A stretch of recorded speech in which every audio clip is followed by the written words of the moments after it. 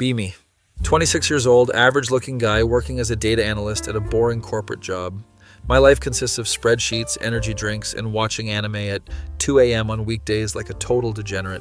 One Thursday evening, I'm at this pretentious coffee shop downtown because my usual place is closed for renovations.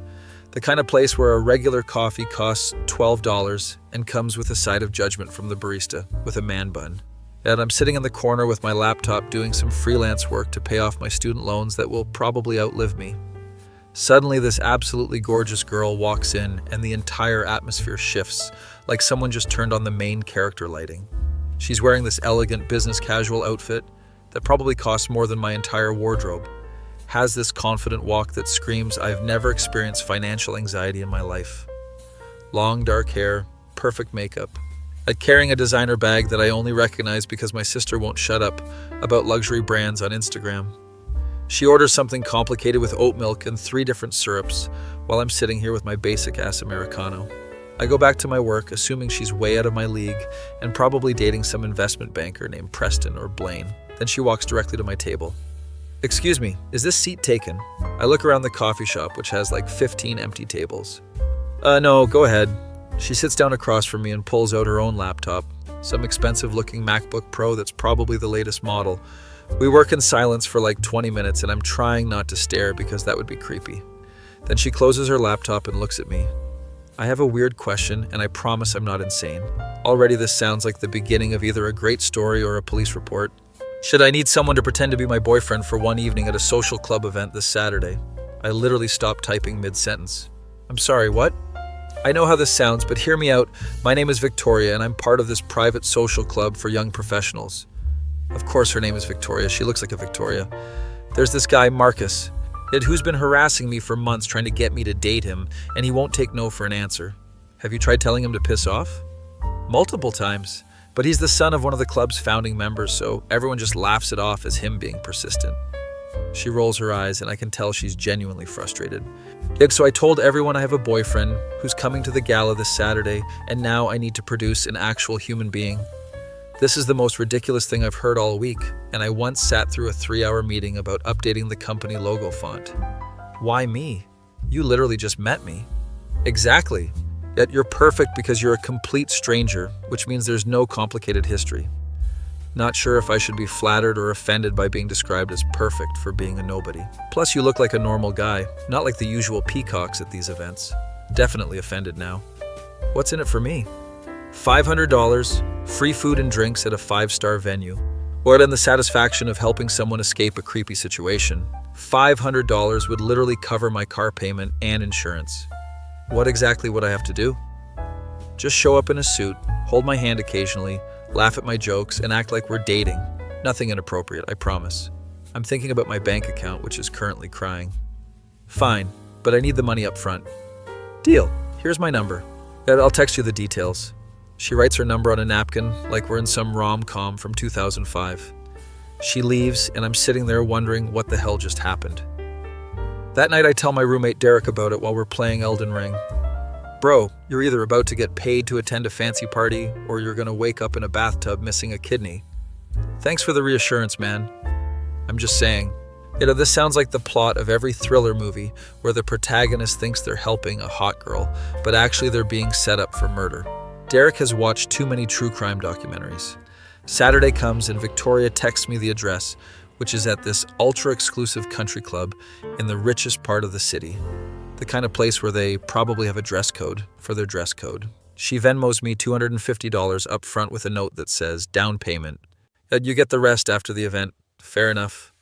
I dig out my only suit, which I bought for job interviews 3 years ago, and it still fits surprisingly well. Spend an hour watching YouTube videos on how to tie a tie properly because I always forget. My roommate gives me a pep talk like I'm going into battle. Remember, if things get weird, text me the code word and I'll call with a fake emergency. What's the code word? Pineapple. Why pineapple? Because nobody casually mentions pineapples in conversation. It's the perfect code word. I love my roommate, but sometimes I question his logic. I drive to the country club, which has an actual guard at the gate checking names. Name, please? I'm with Victoria Chen. He checks his tablet and nods, opening the gate like I just passed the first level of a video game. The parking lot is full of luxury cars that cost more than my entire college education. I park my 2012 Honda Civic between a Tesla and a Mercedes, and it looks like a peasant at a royal wedding. Victoria is waiting at the entrance wearing a stunning floor-length dress that's elegant but not over the top. "You look great," she says with genuine enthusiasm. "Thanks, you too? I mean, you look beautiful. Not great, I mean great too, but yeah, smooth as sandpaper." She laughs and links her arm through mine. "Relax, just follow my lead and we'll be fine." We enter this massive ballroom that looks like something out of The Great Gatsby. Crystal chandeliers, live orchestra, people in formal wear holding champagne glasses and talking about things I probably can't pronounce. I immediately feel like an imposter, but Victoria is working the room like she owns the place. "Victoria, darling, so good to see you." This older woman with expensive jewelry approaches us. "Hey, Mrs. Patterson, this is my boyfriend. I'm so glad he could finally make it to one of these events." I shake Mrs. Patterson's hand, and she gives me this look like she's trying to figure out if I'm worthy. "What do you do, dear?" "I'm a data analyst, work in corporate analytics and consulting." I make it sound way more impressive than it actually is. "How lovely. And where did you two meet?" Victoria jumps in. "Coffee shop, actually. Very modern romance, Mrs. And Patterson seems satisfied with this answer and moves on to socialize with other people. "You're doing great," Victoria whispers. We grab champagne from a passing waiter, and I take a sip. It's probably the most expensive thing I've ever tasted. Then I see him. There's this guy across the room staring at Victoria with the intensity of someone who definitely doesn't understand boundaries. He's tall, conventionally attractive in that generic rich boy way, yet he's wearing a suit that probably costs more than my rent. "That's Marcus," Victoria says quietly. Marcus starts walking toward us with this confident stride that screams my dad owns a dealership. "Victoria, I was wondering when you'd arrive." He completely ignores my existence. "Marcus, this is my boyfriend." I extend my hand for a handshake. "Nice to meet you, man." He looks at my hand like I just offered him a dead fish, then reluctantly shakes it with the limpest handshake I've ever experienced. "What, boyfriend? That's funny. Victoria never mentioned she was seeing anyone." "It's fairly recent," she says smoothly. Marcus looks me up and down with barely concealed disdain. "So what do you do?" "Data analytics." "Oh, how interesting." The way he says interesting makes it clear he thinks it's the opposite of interesting. "And you?" I ask, pretending to care. "I'm in private equity. Just closed a deal worth 8 figures last month." Of course, he immediately talks about money. "Cool. And I helped optimize a database query that saved my company 3 seconds of loading time." Victoria snorts, trying to hold back a laugh. Marcus is not amused. "Victoria, we should discuss the club's charity fundraiser privately." "Actually, Marcus, I'm here with my boyfriend tonight, so anything you need to discuss can be said in front of him." I can see Marcus's jaw clench. "Fine. I was hoping you'd co-chair the event with me, and it would be good for your profile." "I'll think about it." Marcus gives me one more disgusted look and walks away. "That went well," I say sarcastically. "Better than usual. Normally he just hovers around me all night." We spend the next hour mingling, and I'm actually having a decent time despite being surrounded by people who probably own boats. Victoria introduces me to various people, and I do my best to seem like I belong here. But then dinner is served, and we're seated at this table with like 6 other couples. The food is incredible, some kind of fancy chicken dish with a sauce I can't identify but tastes amazing. Across from us is this couple. The guy introduces himself as Trevor, and his girlfriend is named Jessica. "So how long have you two been together?" Jessica asks. Victoria and I make eye contact, realizing we never established a backstory. "It's 3 months," Victoria says at the same time I say 6 months. Awkward silence. "We celebrated our 3-month anniversary, but we actually started casually seeing each other 6 months ago." Victoria recovers smoothly. "Oh, how romantic. Where was your first date?" I jump in this time. "That coffee shop where we met, very low-key, just talked for hours." Victoria nods enthusiastically. "He's surprisingly easy to talk to." "Surprisingly?" I raise an eyebrow. And everyone at the table laughs, and the moment passes. Trevor starts talking about his investment portfolio, and I zone out while nodding politely. After dinner, there's dancing, and Victoria pulls me onto the dance floor. "I should warn you, I'm a terrible dancer. Just sway and don't step on my feet. You'll be fine." We start slow dancing, and honestly, it's not as awkward as I expected. She smells really good, like expensive perfume mixed with something floral. "Thank you for doing this, seriously." Marcus has been watching us all night, and he looks miserable." I glance over, and sure enough, Marcus is standing by the bar glaring at us. "Happy to help. Plus, this is definitely the fanciest event I've ever attended. Really? Not even like a wedding or something?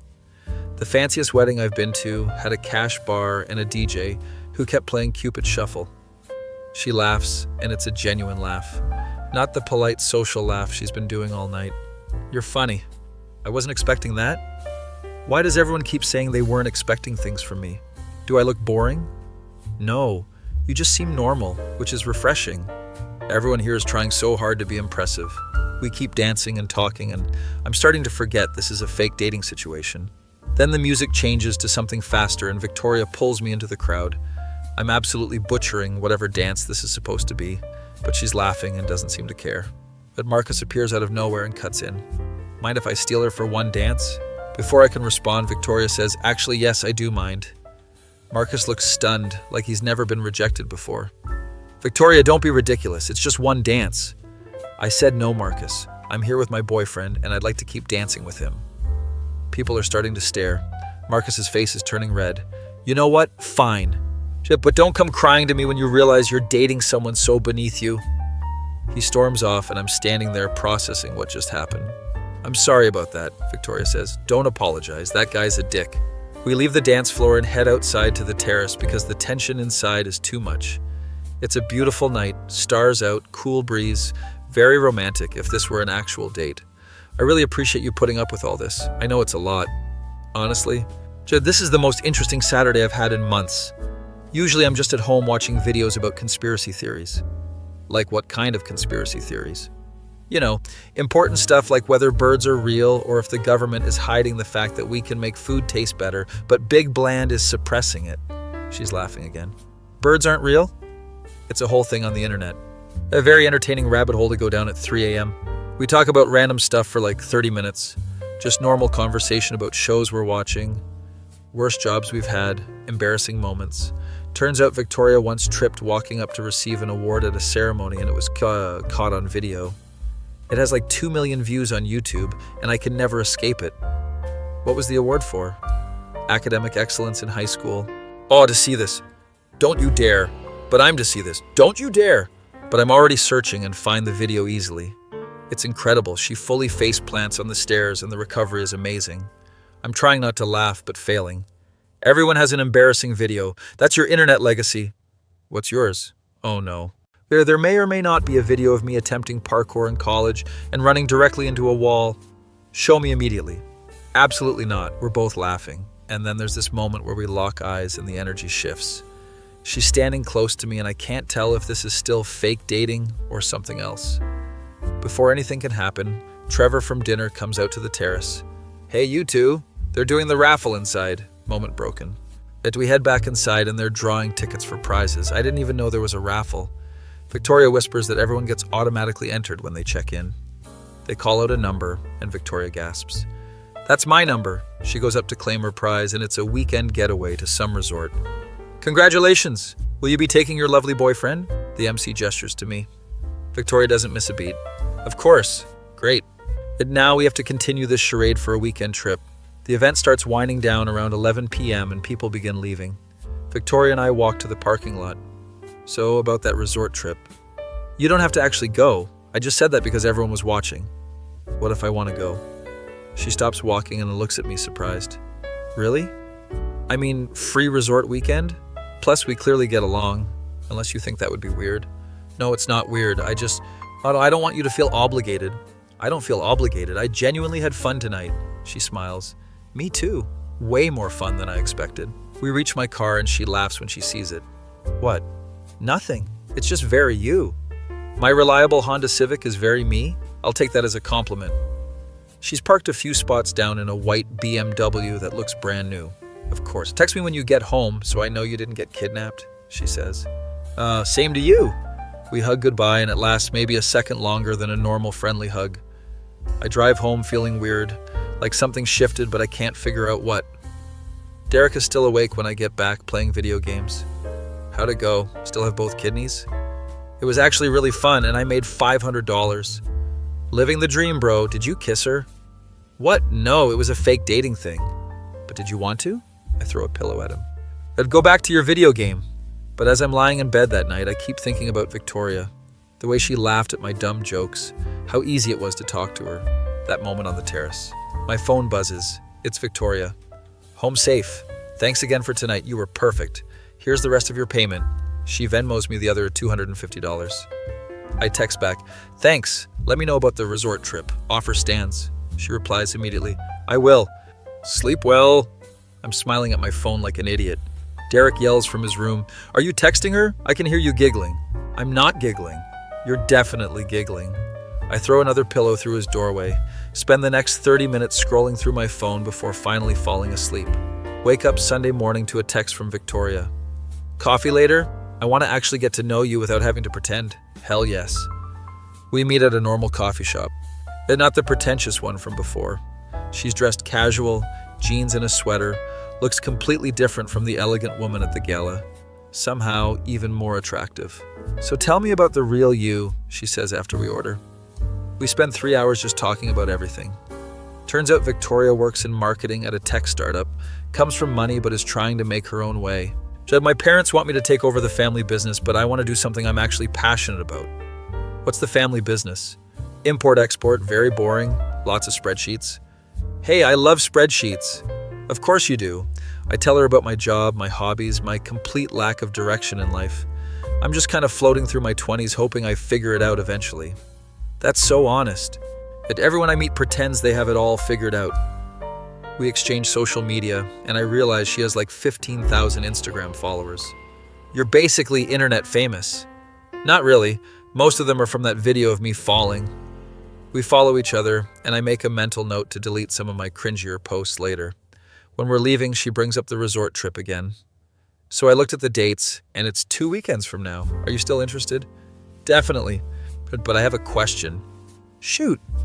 Is this still a fake dating thing, or... She bites her lip thinking. I honestly don't know. Can we just see where it goes? Works for me. We hug goodbye, and this time there's definitely electricity. The next 2 weeks are weird.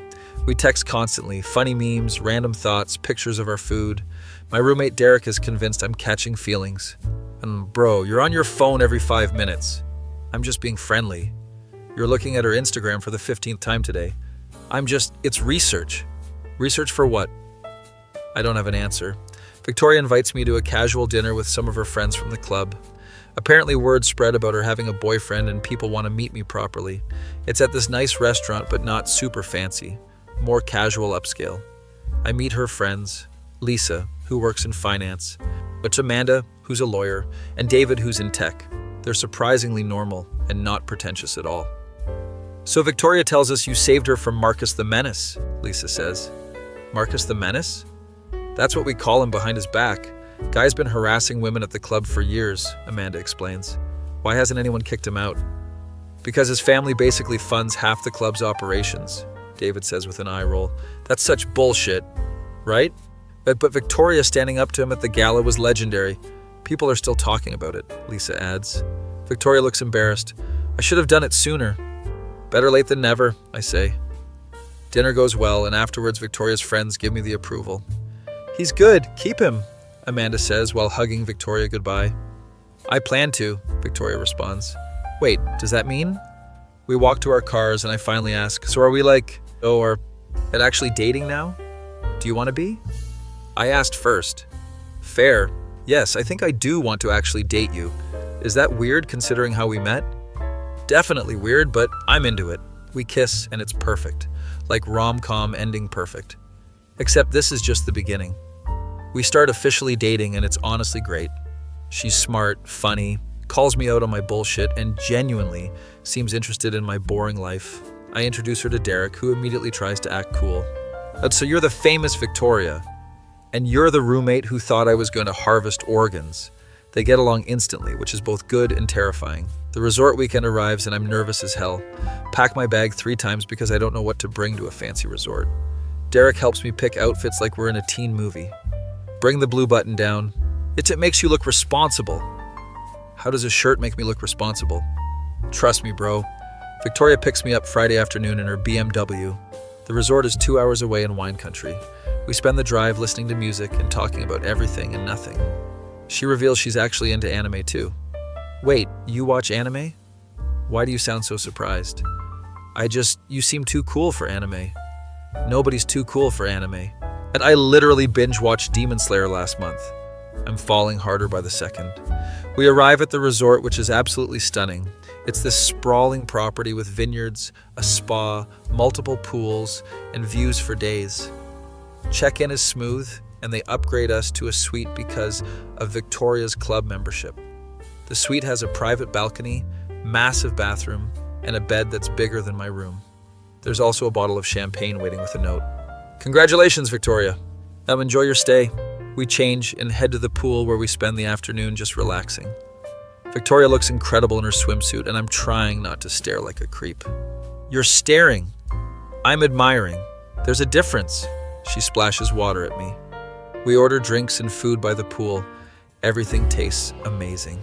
Later that evening, we do a wine tasting at the resort's vineyard.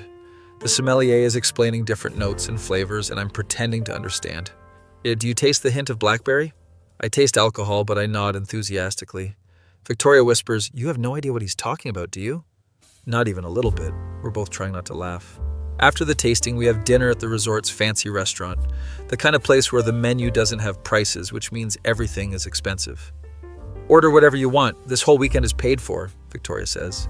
And I get the steak, which turns out to be the best thing I've ever eaten. We talk about our future, what we want out of life, our fears and dreams. I'm scared I'm going to wake up one day and realize I wasted my 20s working a job I hate, I admit. Then quit. Do something else. It's not that simple. I have loans, rent, responsibilities. I know, but you can't stay somewhere that makes you miserable forever. She's right, but hearing it out loud hits different. What about you? Oh, what are you scared of? She thinks for a moment. Ending up like my parents, in a loveless marriage, staying together because of money and image. Is that why you haven't introduced me to them yet? She looks surprised. You noticed? Kinda hard not to. They're complicated. My mom would probably love you, but my dad is going to judge everything about you. Great. No pressure then. We laugh, but there's an underlying tension. After dinner, we walk around the resort grounds. Guess it's dark now, and they have these beautiful string lights everywhere. We find a bench overlooking the vineyards. Can I ask you something serious? She says.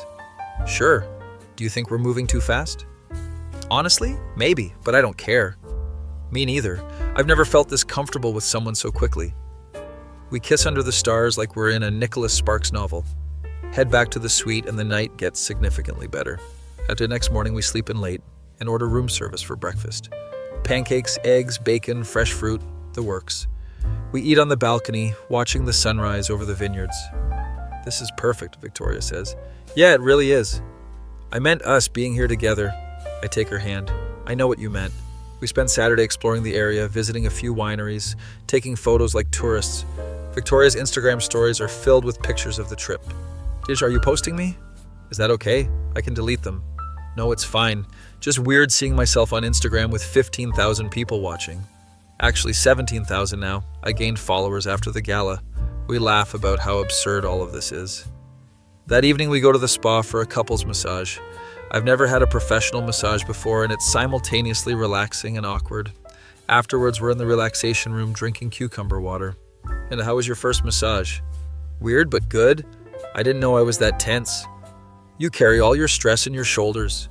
How do you know? I can feel it when we hug. She's incredibly observant. Our last dinner at the resort is bittersweet. I don't want this weekend to end, Victoria says. Me neither, but we have real life to get back to. What if we just stayed here forever? Your BMW payment would bounce and my job would definitely fire me, she pouts. Fine, but we're coming back here for our anniversary. Deal. Sunday morning we check out and drive back to reality. The drive feels faster somehow. She drops me off at my apartment and Derek is waiting with a grin. How was the romantic getaway? Mind your business, Victoria laughs. I like him. He's nosy. That's one word for it, I say. She kisses me goodbye. See you tomorrow for dinner? Absolutely. She drives away and I'm standing there with a stupid smile on my face. Derek is dying. Bro, you are so gone for her. Shut up. You're literally glowing right now. I'm not glowing. You're glowing and it's disgusting. I'm happy for you but also disgusted. That week, everything feels different. Work doesn't seem as boring because I'm texting Victoria throughout the day. We have inside jokes now, little references that only we understand. She sends me memes at random times, and they're actually funny. We FaceTime every night before bed like we're teenagers. Derek keeps making gagging sounds in the background. Thursday evening, Victoria texts, "Can you come to dinner at my parents' place this Saturday?" Oh shit, this is the big one. Meeting the parents. I immediately panic text Derek. "Victoria invited me to meet her parents." "Bro, that's huge. You're in deep now." "What do I wear? What do I say?" "Calm down. Just be yourself and don't mention your conspiracy theory obsession." Solid advice. I text Victoria back, "Sure, but what should I bring?" "Just yourself. And maybe don't mention that we met because I hired you to fake date me." Probably smart.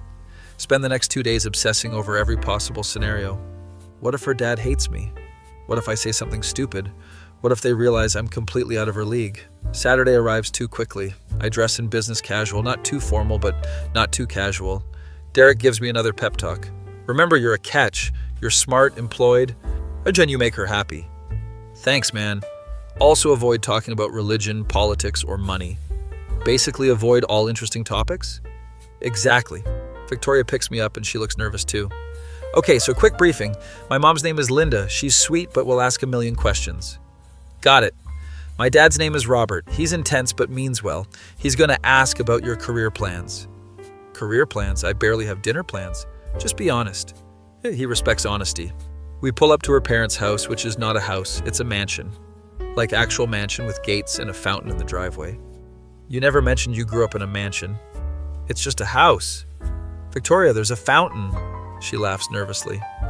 We park and walk to the front door, which is massive and probably weighs more than my car. Her mom opens the door before we even knock. "Victoria, then you must be the boyfriend I've been hearing about."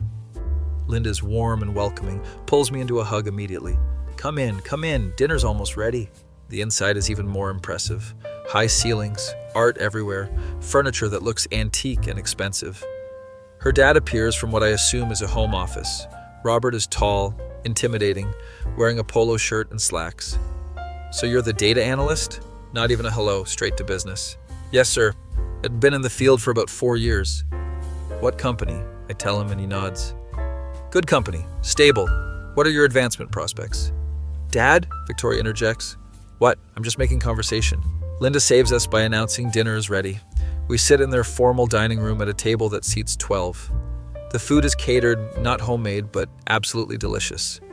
Linda asks about how we met, and Victoria tells the coffee shop story we practiced. How romantic. Plan? "Dad, please." Victoria's plan? "Dad, please." Victoria's mortified. "I'm currently working on some certifications to move into data science, hopefully transition to a senior analyst role in the next year. Completely making this up on the spot." Robert seems satisfied with this answer. "Initiative. Good. Too many young people just coast." Dinner continues with various questions about my family, education, hobbies. I keep it vague but honest. Linda loves that I'm close with my roommate. It's good to have friends you can count on. After dinner, Robert wants to show me his study. This is it, the intimidation conversation. Victoria mouths sorry as her dad leads me away. His study is impressive. Leather furniture, bookshelves full of business books, a desk that probably costs more than my car. "Sit," I sit. "I'm going to be direct with you." Oh no. Victoria's my only daughter, and she's dated some real losers in the past. "I understand, sir." Marcus from the club, total jackass. But his family has connections, so everyone pretended he was acceptable. Wait, he knows about Marcus? Victoria tells me you stood up for her at the gala. She was uncomfortable and I wanted to help. He studies me for a moment. "You seem like a decent guy. Normal, not flashy. Actually have a real job." "Thank you." Here's the thing. Victoria doesn't need someone rich. God knows she has access to money. She needs someone who treats her like a person, not a trophy. I nod, actually agreeing with him. "I can do that, sir." "Good, because if you hurt her, I will make your life very difficult. I have lawyers, connections, and resources you can't imagine." This is simultaneously terrifying and weirdly sweet. "I have no intention of hurting her." "Nobody ever does," he says cryptically. We shake hands and head back to where Victoria and Linda are chatting. "Everything okay?" Victoria asks nervously. "We're good," her dad says with a smile. The rest of the evening is actually pleasant. Linda shows me embarrassing photos of Victoria as a kid. "Mom, stop! Look at her with braces and that haircut." Victoria's hiding her face, but I think she looks adorable. We leave around 9 and Victoria is anxious. So what did my dad say to you? Just the standard if you hurt her, I'll destroy you speech. Oh my God, I'm so sorry. It's fine. Actually kind of sweet in a terrifying way. She relaxes. They liked you. I could tell. Your mom definitely liked me. Your dad tolerated me. For my dad, that's basically the same as love. We go back to her apartment, which I haven't seen yet. It's a nice 2-bedroom in a good part of town, decorated tastefully. Yeah, this is way nicer than my place. Well, yeah, but I also pay like 3 times your rent. We watch a movie on her couch and just exist together. This is what I wanted, just normal couple stuff. Thank you for tonight, she says during a quiet moment. For what? For dealing with my family, for being you. That's literally the easiest thing I've ever done. We fall asleep on the couch and wake up at 2 a.m. to her phone buzzing. It's her mom. He's wonderful, dear. Don't let this one get away. Victoria shows me the text and we both smile. Looks like you passed the test. There was a test? There's always a test. My face when I agreed to fake date a girl from an elite private club for $500 and ended up actually falling for her, meeting her intimidating parents, and somehow passing their inspection. Be me. 3 months into dating Victoria and everything is going surprisingly well. We've fallen into this comfortable routine where we alternate staying at each other's places. Derek has basically adopted Victoria as his honorary roommate at this point. She brings the good snacks, he declares one evening. Victoria brought fancy cheese and crackers, which Derek is eating like a savage. Work is still boring, but bearable because I have something to look forward to after. And Victoria and I are planning a trip to Japan in the spring, which I'm excited about.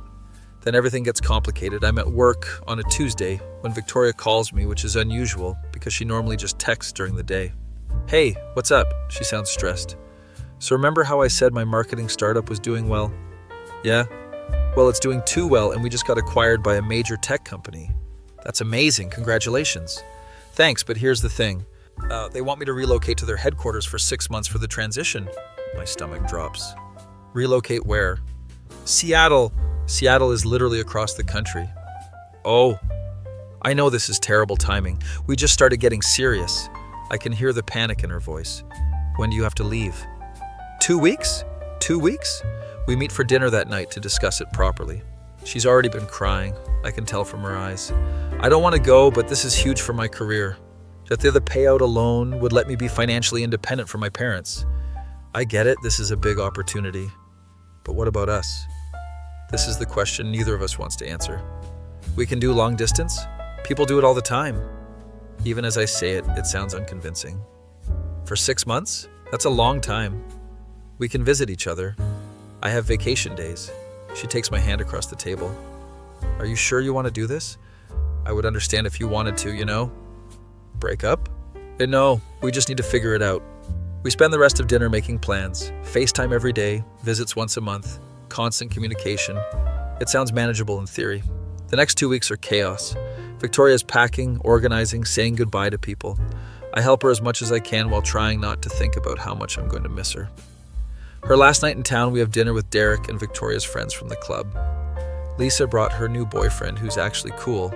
Not pretentious at all. Amanda is between relationships and living her best life. David just got promoted and won't shut up about it, but we're happy for him.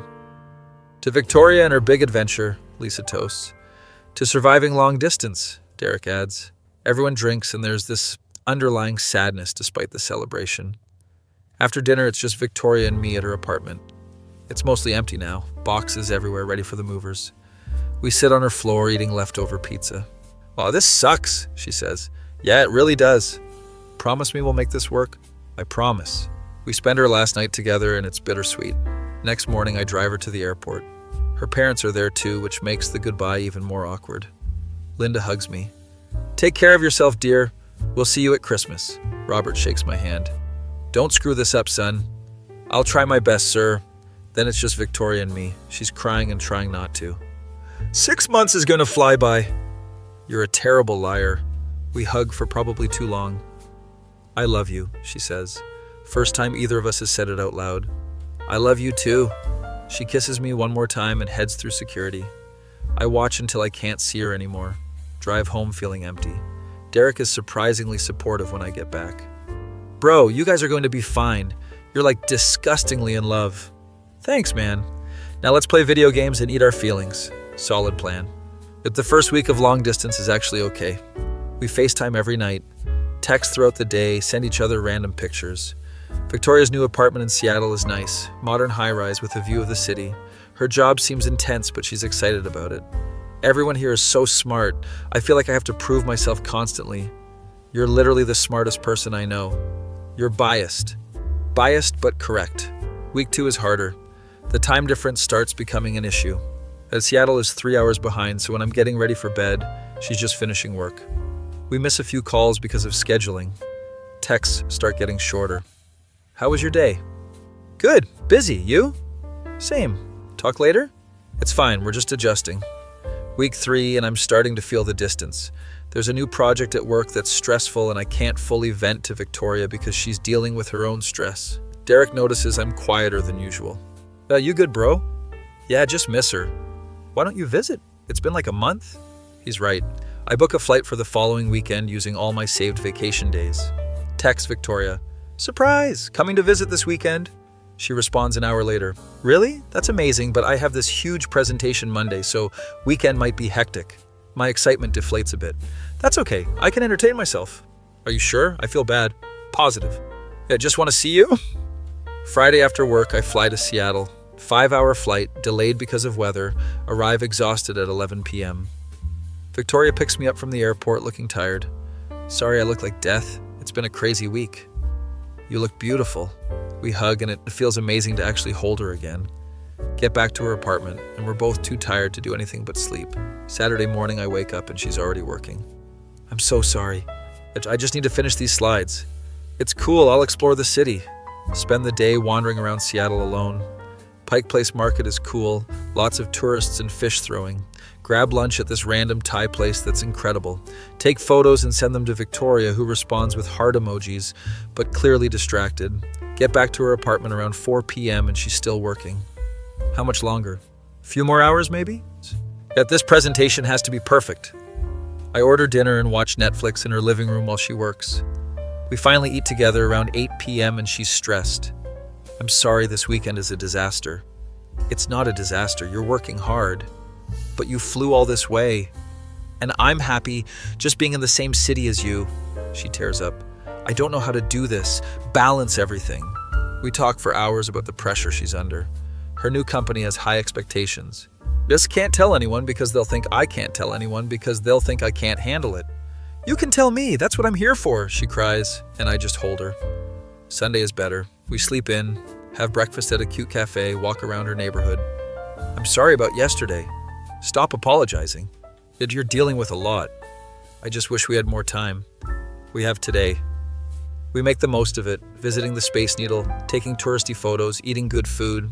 That night we watch a movie cuddled on her couch. I miss this, she says. Me too. Only 5 more months. It sounds like forever. Monday morning comes too fast. Victoria has to leave early for her presentation. Good luck. You're going to kill it. Thank you. Hon, I love you. Love you too? My flight isn't until evening, so I work remotely from her apartment. She texts me around 2 p.m. Presentation went great. They loved it. Told you. When she gets home, she seems relieved and energized. Thank you for coming, even if I was a terrible host. You weren't terrible, just busy. She drives me to the airport, and this goodbye is somehow harder than the first one. Next time I'll come to you, she promises. It's a deal. We kiss goodbye and I head through security. Flight home feels longer. Text Derek. Back in a few hours. He picks me up from the airport. How was it? Good, but weird. She's so busy out there. That's temporary, bro. Once she settles in, it'll get easier. I want to believe him. November hits and we've been doing long distance for 2 months. We're in a rhythm now, but it's not great. FaceTime calls are shorter because we're both tired. Texts are mostly logistics and updates. How was work? Fine. Cool. The spark is dimming and we both know it, but neither wants to acknowledge it. Then Victoria tells me she can't come home for Thanksgiving because of a major project deadline. I'm so sorry. I know we planned this. It's okay. Work comes first. But I'm disappointed and she can tell. Are you mad? No, just missing you. I miss you too, so much. I spend Thanksgiving with my family and Derek. My mom keeps asking about Victoria. She's great. I'm just busy with work. Long distance is hard, dear. Make sure you're both putting in the effort. I nod, but internally, I'm wondering if we are. Victoria FaceTimes during a dessert and meets my whole family. They love her instantly, which makes me feel better. She's lovely. Don't let her get away, my mom says after. I'm trying. December arrives and we're planning Christmas. Victoria's coming home for a full week, which I'm excited about. But the week before she's supposed to arrive, shit hits the fan. I'm scrolling through Instagram when I see a photo. It's Victoria at some work event, standing with a group of colleagues. There's a guy next to her, standing close, his hand on her back. The caption is from her coworker. Best team ever. My stomach drops. I know I'm probably being paranoid. It's just a work photo, but something about it bothers me. I screenshot it and send it to Derek. Josh, am I crazy or is this weird? He responds immediately. His hand is definitely on her back. Who is he? No idea. I don't mention it to Victoria that night on FaceTime. How was the event? Oh, it was good. Boring networking stuff. She doesn't mention the guy. Now I'm spiraling. Over the next few days, I become that person who checks her Instagram constantly. She posts a photo from a team dinner and the same guy is there. His name is tagged Brandon. Should I look at his profile, which is mostly professional photos and gym selfies? Of course he's attractive and successful. Derek catches me obsessing. Bro, you're spiraling. I'm not. You've looked at that guy's Instagram like 50 times. I'm just being informed. You're being insane. Just talk to Victoria. But I don't want to be the jealous boyfriend, so I say nothing. Victoria arrives home for Christmas and I'm determined to have a good week. I pick her up from the airport and it's amazing to see her in person. I missed you so much. Missed you more. We spend the first few days catching up and it feels like old times. Then we're at her parents' house for Christmas dinner. Everything is going well until her phone buzzes. She checks it and smiles. Work? I ask casually. Yeah, Brandon sent a funny meme about our project. There it is, confirmation he exists. Brandon? My colleague. Oh, I've mentioned him. She hasn't mentioned him even once. Oh, right, yeah. I'm trying to sound normal, but failing. Later that night at her apartment, I finally bring it up. So tell me about Brandon. She looks confused. What about him? Just curious. You guys seem to work together a lot. We're on the same team, so yeah. Is he the guy in those Instagram photos? Her expression changes. Have you been stalking my Instagram? No, I saw the photos. I look at your Instagram. And you're what, jealous? I'm not jealous. I'm definitely jealous. Brandon is just a coworker. We're friends. Friends who text memes at 9 p.m. on Christmas. She stands up frustrated. Are you seriously doing this right now? I'm home for 1 week and you're picking a fight. I'm not picking a fight. I'm trying to understand. Understand what? That I have male colleagues. That I have a life in Seattle. This is escalating fast. But you never mentioned him. Because there's nothing to mention. He's a coworker. A coworker whose hand is on your back in photos. She looks at me like I'm crazy. That was a group photo. Everyone was standing close. I know I'm being unreasonable, but I can't stop. It just seems like you have this whole life in Seattle that I'm not part of. Because you're not there. That's how long distance works. We're both yelling now. And maybe we should have discussed this better before you left. Discussed what? Whether I'm allowed to have friends? That's not what I meant. Then what did you mean? I don't have a good answer. We sit in silence for a few minutes. I'm sorry, I finally say. Are you? Because it sounds like you don't trust me. I do trust you.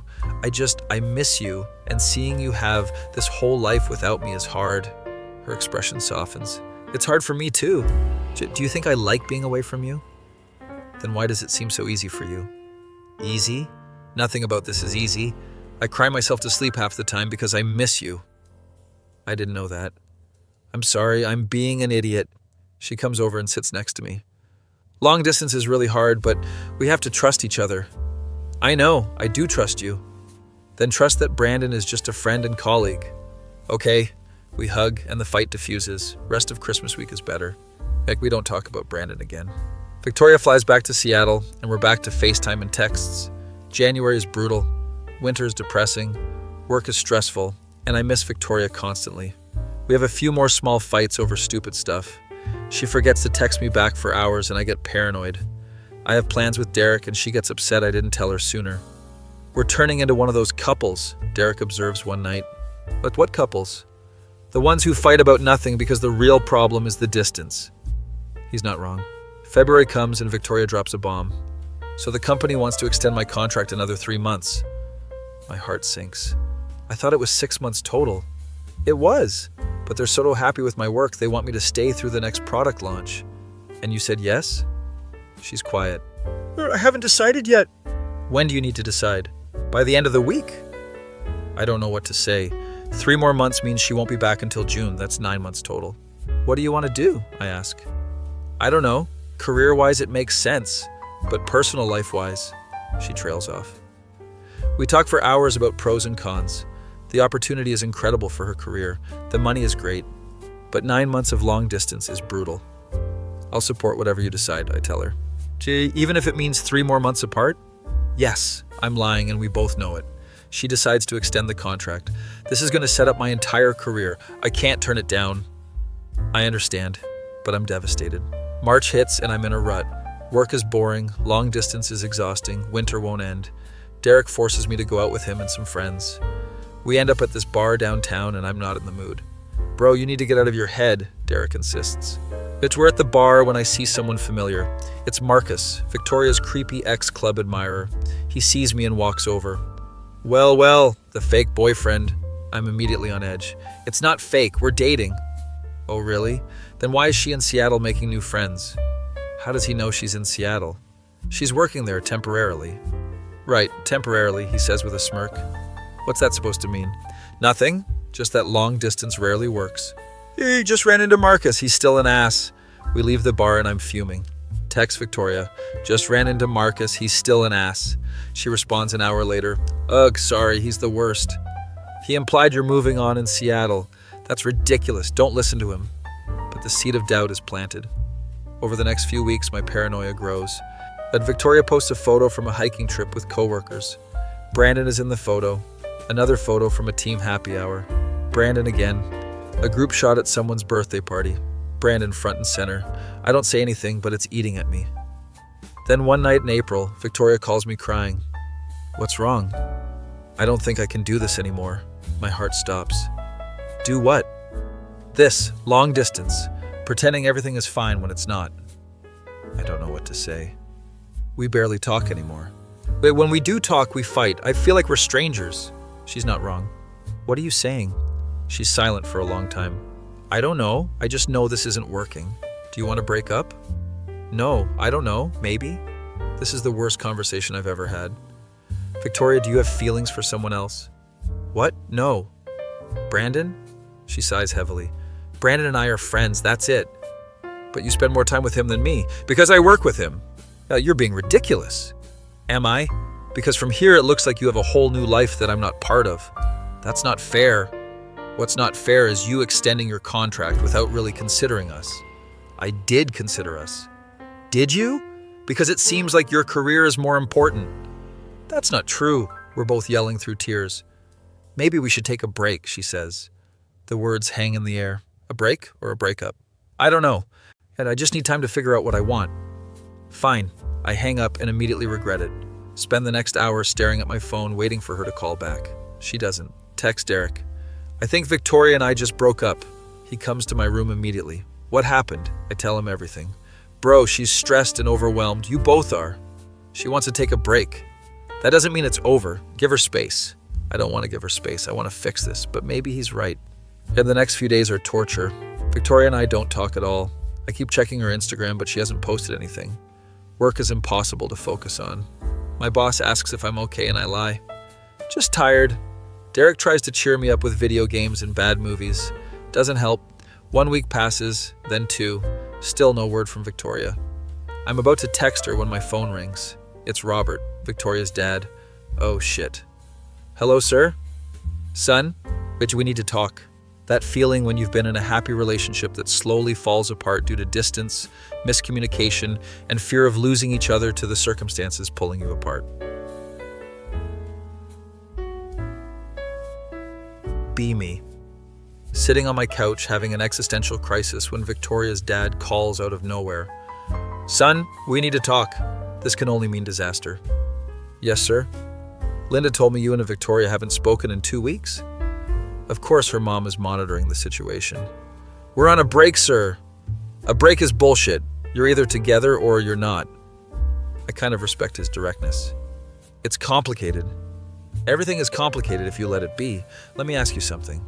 Do you love my daughter? Yes, sir, absolutely. Does she love you? I think so. You think so? Son, either you know or you don't. He's right. She loves me. Then why are you both being idiots? Fair question. I explain the whole situation, the long-distance stress, the jealousy about Brandon, the fights, everything. He listens without interrupting. All right, here's what's going to happen. Victoria's contract ends in 2 months. She extended it to 3 more. She's coming home early. What? Linda and I talked her into it. This job is great, but it's killing her. She's miserable. I didn't know she was miserable. She didn't tell me that. Because you both stopped actually talking to each other. Now here's my advice, and I'm only going to say this once. I grab a pen like I'm taking notes. Long distance is a test. Not a test of love, but a test of communication. Yet you both failed that test. Harsh but accurate. Now you have 2 months to figure out if you want to try again when she gets back, or you can give up like a coward. I don't want to give up, sir. Good. Then call my daughter and have an actual conversation. No yelling, no accusations, just honesty. Yes, sir. And son, that Brandon kid is gay. Has a boyfriend named Tyler. Victoria told us about him. My entire world shifts. He's gay? As a rainbow parade. Yet so all that jealousy was for nothing. I feel like the world's biggest idiot. Oh my God. Yeah, now fix this. He hangs up and I'm sitting there processing everything. Brandon is gay. Victoria is miserable. I've been a complete ass. I call her immediately and she answers on the first ring. Hi. Hi. Awkward silence. Your dad just called me. Oh God, what did he say? That we're both idiots and I should call you. She laughs, and it's the first time I've heard her laugh in months. And he's not wrong. Can we talk? Like actually talk? Yes, please. We FaceTime and she looks tired but beautiful. I'm sorry for everything, I start. No, I'm sorry. I should have communicated better. I should have trusted you more. I should have told you about Brandon's boyfriend, Tyler. Your dad mentioned that. I feel like such an idiot. You are an idiot, but you're my idiot. We spend 3 hours on FaceTime just talking, honestly. Yet if I just focused on work, everything else would fall into place. I thought if I just focused on work, everything else would sort itself out. That's not how relationships work. I know that now. I admit I let my insecurities take over and pushed her away. I was so scared of losing you that I kind of made it happen. You didn't lose me. I was just lost. That's deep. I've been in therapy, she laughs. And we talk about her coming home early. I told the company I need to leave by the end of May. They weren't happy, but understood. What about your career? I'll figure it out. I got great experience and connections. Plus, I realized I don't want to sacrifice my personal life for work.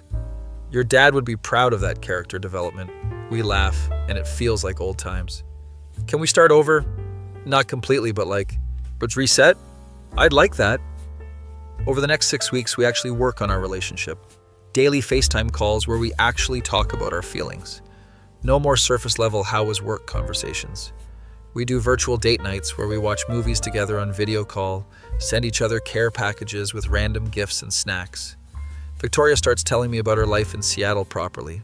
I meet Brandon via FaceTime and he's hilarious. Yep, so you're the jealous boyfriend I've heard so much about. In my defense, nobody told me you were gay. I thought it was obvious. I literally showed up to work in a rainbow shirt for pride. See, that would have been helpful information, I say to Victoria. She's laughing so hard she's crying. Tyler, Brandon's boyfriend, joins the call and he's equally great. Victoria talks about you constantly. She's doing handoff meetings, goodbye. She's doing handoff meetings, goodbye dinners, packing up her apartment, sends me photos of all the places she's gonna miss. Seattle is beautiful, but it's not home. What's home? Wherever you are. That was really cheesy, sorry. I loved it. Her last day at the company, they throw her a big goodbye party. As she FaceTimes me from it, and everyone is super nice. Brandon makes a speech about how she transformed their team. I'm proud of her, but also relieved she's coming home. The day she flies back, I'm at the airport 2 hours early. Derek came with me for moral support. Bro, you're pacing. I'm nervous. Why? You guys worked it out. What if it's weird in person? Then it's weird. You'll figure it out. Her flight lands and I'm anxiously watching the arrivals gate. Then I see her. And she looks different somehow, more confident, more herself. Our eyes meet and she runs. We hug and I lift her up and spin her around like a scene from a movie. I missed you so much. Missed you more. Derek is taking photos like a proud parent. Drive back to the city and Victoria is talking nonstop about her plans. I have a few job interviews lined up. At the Seattle company gave me amazing references. That's great. One of them is at a startup here that's doing really cool work. She's excited and it's infectious. We drop Derek at our apartment and he gives Victoria a huge hug. "Welcome home, we missed your fancy snacks." Victoria laughs. "I brought some back. I knew there was a reason I liked you." Victoria and I go to her parents' house because her stuff from Seattle is being delivered there. Linda cries when she sees her. "Jill, my baby is home." "Mom, I was only gone 9 months." "That's 3/4 of a year." Robert gives her a bear hug. "Proud of you, kid, for going and for knowing when to come back." We have dinner with her parents and it's nice. They ask about my work and I tell them about the promotion I got last month. "Senior analyst now, finally." "That's wonderful, dear. We knew you'd do well," Linda says. Robert nods approvingly. So after dinner, Victoria and I go to her old apartment, which she's moving back into. It's empty except for some furniture. We sit on the floor with takeout Chinese food. "This feels full circle," she says. "Good full circle or bad full circle?" "Good, definitely good." "So what happens now?" She takes a fortune cookie and cracks it open. Mine says new beginnings are often disguised as painful endings. "That's weirdly relevant," I open mine. "Pleasant surprise is waiting for you." "What do you think that means?" Victoria pulls out a small box from her purse. "Well, I got you a gift." I open it and it's a key. "Is this?" "A key to my apartment. I know we're rebuilding and it's soon, but I want you to have it." "Are you asking me to move in?" "Not yet, but I'm asking you to know you always have a place here." I kiss her. "I got you something too." I pull out an envelope. Inside are 2 plane tickets to Japan for September. "Jet, you remembered our trip plan." "Of course I did. I've been saving for months." She tackles me with a hug and we fall over laughing. The next few weeks are about readjusting to being in the same city. Victoria gets a job offer from the startup and it's actually perfect for her. Better work-life balance, cool projects, and only 20 minutes from you. That last part was a factor. The deciding factor. We fall back into our routine, but it's better now. They have weekly dinners with her friends from the club. Marcus shows up to one event and tries to talk to Victoria. "I heard you're back from Seattle." "Yep. You know, I'm single now if you ever want to grab coffee." I watch Victoria's face turn ice cold. "Marcus, I'm going to say this once. I'm not interested. I've never been interested. Stop asking." "You don't have to be rude. I've been polite for years and you didn't listen. Now I'm being rude. Leave me alone." She grabs my hand and we walk away. "Oh, that felt amazing," she says. "You're a badass." I learned that in Seattle. Also, therapy. How's therapy going? Really good, actually. I'm learning to set boundaries and communicate better. I should probably go to therapy too. Everyone should go to therapy. We both start therapy separately, which helps our relationship. I learn about my fear of abandonment stemming from my parents' divorce when I was a kid. Explains a lot about the jealousy issues. But Victoria learns about her tendency to avoid conflict by overworking. We share what we're learning and it makes us stronger. July comes and we're at the club's summer gala. This time I'm not the fake boyfriend, I'm just her boyfriend. We run into Trevor and Jessica from last year. "You two are still together. That's amazing," Jessica says. "Barely made it, but yeah," I joke. "Long distance is brutal. My sister tried it and lasted 2 months," Trevor adds. "We did 9 months," Victoria says. How'd you survive?" We look at each other. "Honestly, we almost didn't, but we learned to actually communicate. And therapy, lots of therapy," I add. Everyone laughs. Lisa shows up with her boyfriend, who she's now engaged to. "That was fast," Victoria says. "When you know, you know. Plus, we're not getting any younger." Amanda is there with a new girlfriend. "Wait, you're dating women now?" "I'm bi," Victoria accuses. I wanted to make sure," Victoria accuses. "I wanted to make sure he could handle the club crowd first." We all end up at the same table having the best time. Later that night, Victoria and I dance and she's smiling. "What?"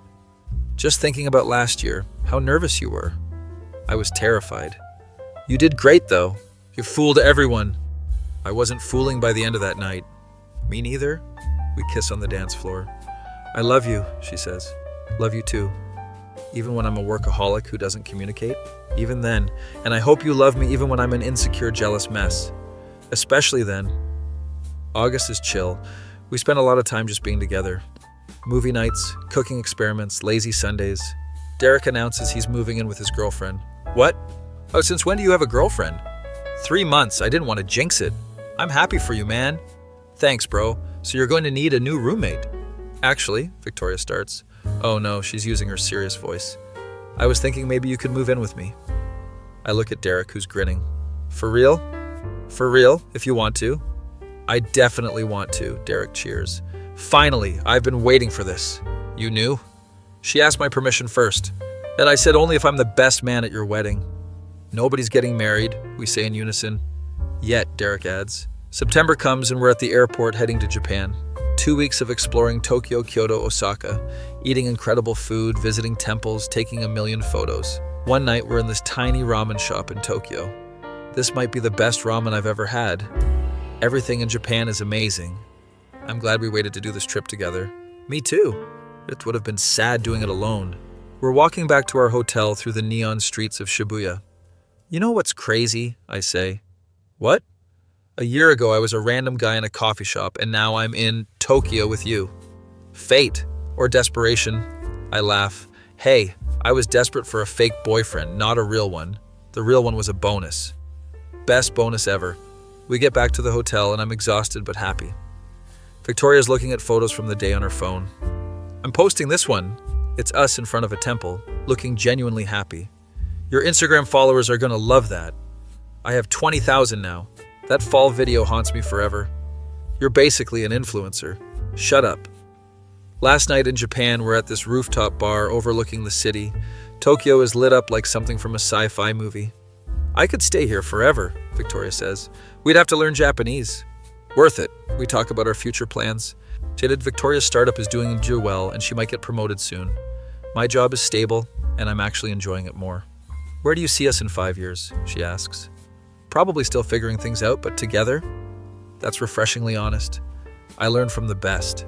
We fly home and real life resumes, but it's good. Moving in together is easier than expected. We've already spent so much time at each other's places, it just makes sense. Derek helps us move my stuff. This is it, man. At the end of an era. We'll still hang out all the time. Yeah, but it's different. You're a grown-up now. I'm literally 3 months older than you. Emotionally, though, you've matured, Victoria laughs. He's not wrong. We have a housewarming party with all our friends. Lisa and her fiancé bring expensive wine. Amanda and her girlfriend bring a plant that will definitely kill. David and his boyfriend bring a cookbook. Derek brings beer and video games. And Victoria and I are cleaning up. Today was a surprise. We couldn't miss this. It's chaotic and perfect. Later that night when everyone's gone, Victoria and I are cleaning up. Today was fun. Yeah, it was. I'm really glad we didn't give up. Me too. Even when it was hard, especially when it was hard, that's when it mattered most. She kisses me. You've gotten wise in your old age. I'm 27. Ancient. We finish cleaning and collapse on the couch. What should we watch? Something mindless. We end up watching a reality show and making fun of it. This is what I wanted all along, just normal life together. November comes and it's our 1-year anniversary of the fake dating gala. Victoria plans a surprise. She takes me back to the country club for another gala. Is this going to be weird? Trust me. We walk in and everyone's there. Lisa, Amanda, David, Derek, even Brandon and Tyler flew in again. Yeah, what's happening? Victoria pulls me onto the dance floor. 1 year ago, you pretended to be my boyfriend for $500. Everyone's watching now. And you ended up being the best real boyfriend I could ask for. She pulls out a small box. Oh my God. Victoria, what are you doing? Something insane. I'm not proposing, don't worry. She opens the box, and it's a key. This is a key to my heart, which sounds cheesy, but I had it made special. It's an ornate vintage key on a chain. As if you'd asked me a year ago if I'd find my person at a coffee shop while desperately hiring a fake boyfriend, I would have said no way. Everyone's laughing. But life is weird and wonderful, and I'm so glad I asked you that random Thursday. I pull out my own box. Well, since we're doing the cheesy thing, inside is a matching key on a chain. I had the same idea. Of course you did. We exchange keys and everyone applauds. Marcus is in the corner looking miserable. I wave at him and he leaves. The rest of the night is perfect. Dancing, laughing, drinking expensive champagne. Victoria's parents show up as a surprise.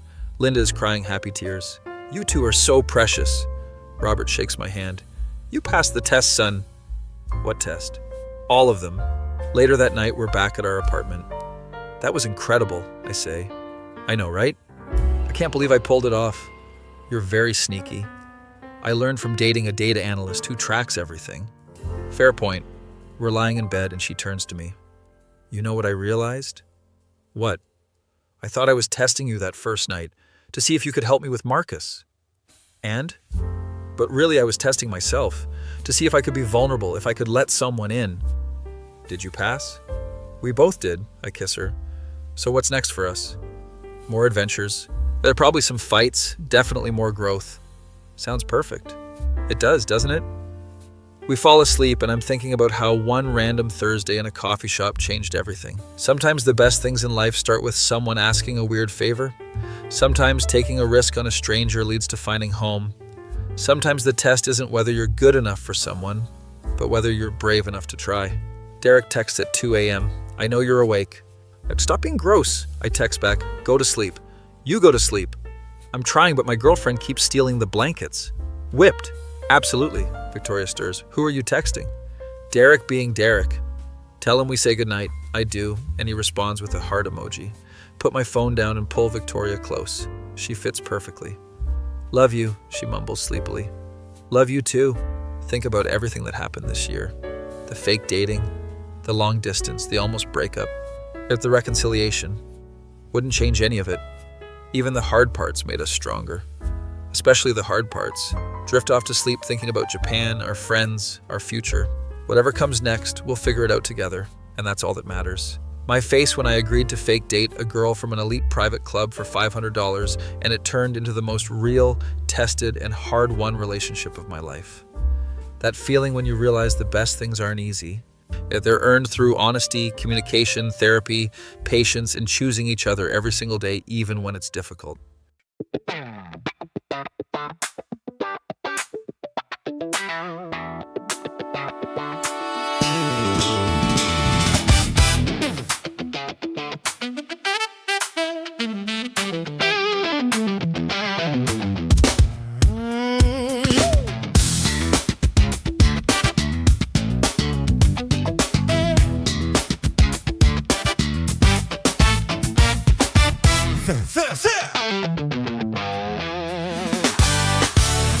Thursday night, just another coffee run. She walks in looking like money and confidence. I need a fake boyfriend, she says, just for one night. 500 cash to play pretend it's a rich people event. I'm thinking about my rent, my broke ass bank account. Said yes before my brain could work it out. Showed up in my only suit, tried not to look like I didn't belong. But something shifted when she took my hand. This transaction started feeling wrong. We were faking it. Now I can't tell what's real anymore. Started out with $500, ended up with so much more. Fake boyfriend turned to real feelings. Couldn't plan this if I tried.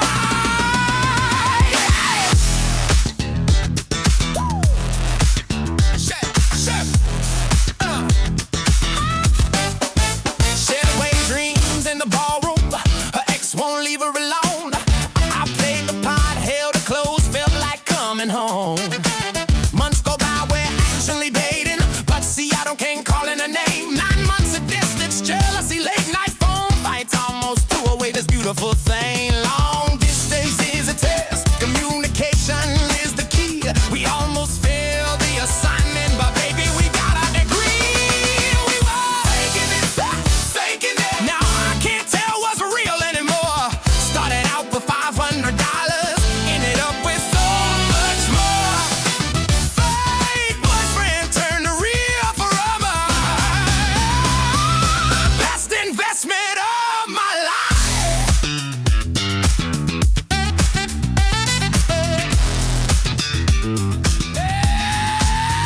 Sometimes the universe puts someone in your path disguised as a business transaction. But really it's fate saying, pay attention to this beautiful distraction.